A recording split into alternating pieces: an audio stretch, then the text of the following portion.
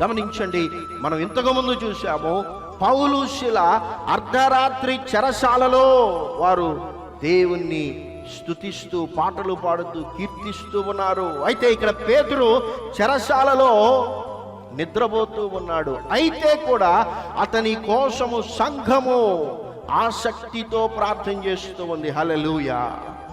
నీవు దేవుని యొక్క మందిరములో అంటుకట్టబడాలి, దేవుని యొక్క మందిరములో నీవు నాటబడాలి. నాటబడినటువంటి మొక్కను ఊరినే లోడి తీసి ఇక్కడి నుంచి అక్కడికి, అక్కడి నుంచి ఇక్కడికి పెడితే ఏమవుతుంది? అది ఏమవుతుంది? చనిపోతుంది. నీవు నాటబడాలి ఒక సంఘంలో. ఈ నూతన సంవత్సరంలో ఒక తీర్మానం చేయి. తిరుగుడు మానే, అక్కడికి ఇక్కడికి ఇక్కడికి అక్కడికి వద్దు. నీవు ఒక సంఘంలో అంటుకట్టబడాలి, నీవు ఒక సంఘములో నాటబడాలి. నీకు ఒక సంఘ కాపరి కావాలి, నీ కొరకు ప్రార్థించేటువంటి ఒక సంఘము కావాలి.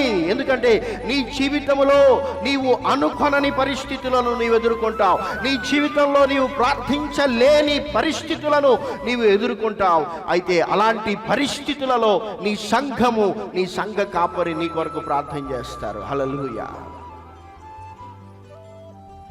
మరి ఎక్కువగా రావాలి.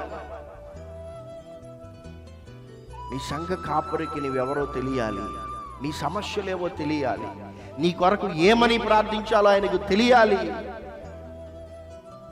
ఎప్పుడో క్రిస్మస్కి ఒకసారి, న్యూ ఇయర్కి ఒకసారి, గుడ్ ఫ్రైడేకి ఒకసారి, ఈస్టర్కి ఒకసారి వస్తే